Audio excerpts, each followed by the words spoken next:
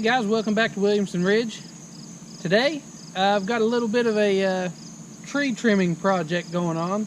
I'm gonna get in here and at least trim all the limbs and stuff off of them, and that way I can come in with a grapple and pick all that stuff up and get rid of it, because I mean that part of it for sure I'm going to be burning it up and getting rid of it,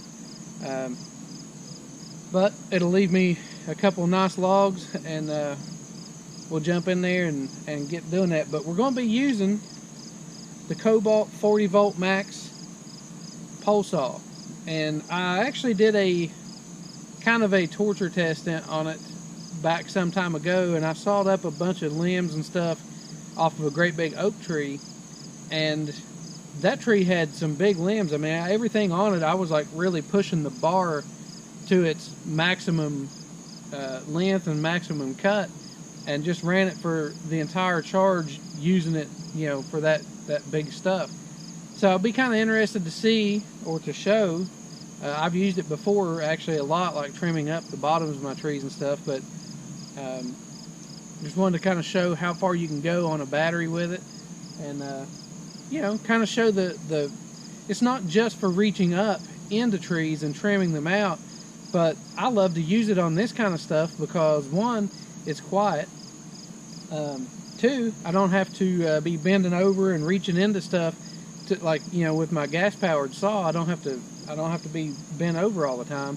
I can just reach in there with my pole saw, go work my way right up the tree, and I don't have to worry about like being up in the tree branches and all that kind of stuff. I can stay back and away from everything, and you know, I just like using it that way. So it works out real good.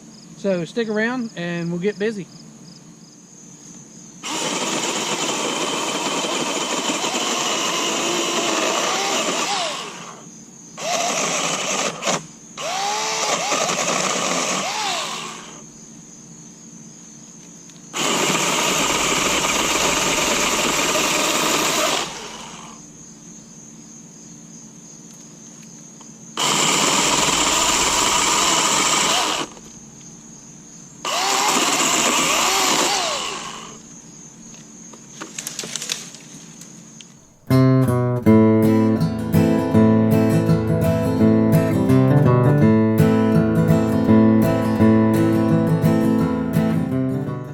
Exactly why that I like this thing, because when you let off the trigger, it's quiet. You don't have that thing, you know, the saw running all the time, which I really am looking at, maybe not to replace my big saw, but definitely my 16-inch Echo CS346. I think that when I go to replace that saw, I think I'm gonna get one of those nicer battery powered saws. From what I've seen, man, they really hold up. And just from this, and this being as small as it is and as well as it works, I may do that so that whenever I cut a tree, then, you know, I may use it to kind of cut up into lengths and stuff, so that you know, I don't have to use the gas all the time. But we'll see. I know, like I say, with this, I just really like it because it's, you know, it's off, but then you pull the trigger and it's on. There's no starting it, there's no yanking on the ropes. It just works out great.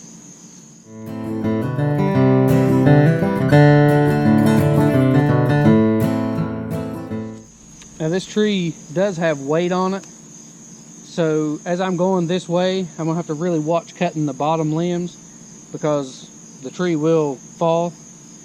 So I may just try to clear out all the sides as much as I can, and then come back and then work my way on the bottom. But we'll see how it all goes by the way that the tree moves.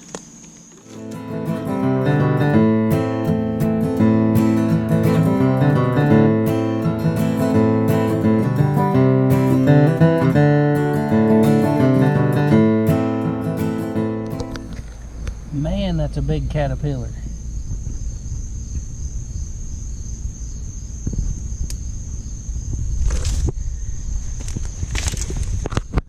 I don't know if I've ever seen a caterpillar like that. That thing is bigger around, or as big as my finger, and probably 6 inches long. That thing's a monster. Looks like the big fat caterpillar on A Bug's Life.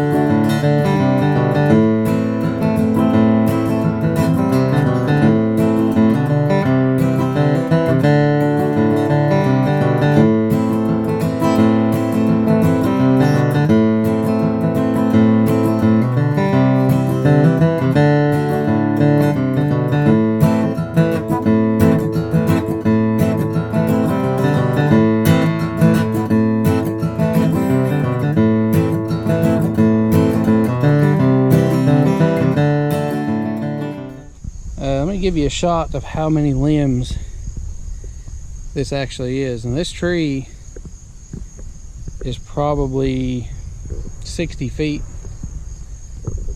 but let me just take you on up the tree here. The battery right now is pretty much dead. It will not show any bars on it.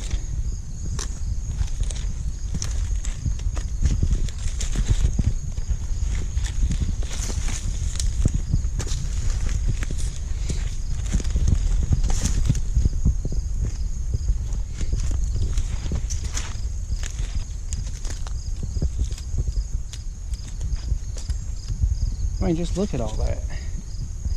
There's hundreds of tree branches laying here. If anybody has their doubts about a battery-powered pole saw or battery-powered anything, you know, the chainsaws and stuff are pretty much the same way. They will run a long time on one charge, and they'll cut a lot of material. And the branches are actually bigger than I thought.